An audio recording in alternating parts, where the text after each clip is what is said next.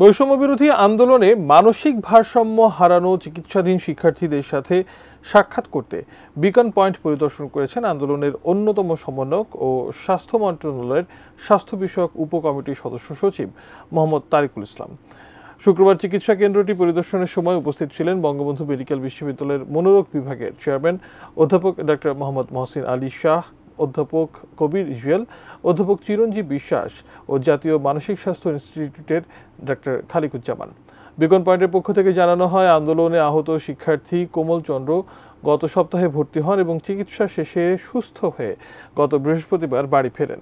তাকে বিনামূল্যে চিকিৎসা দেওয়া হয়েছে। এছাড়াও আরও 2 শিক্ষার্থী এখন বিকন পয়েন্টে চিকিৎসাধীন আছেন।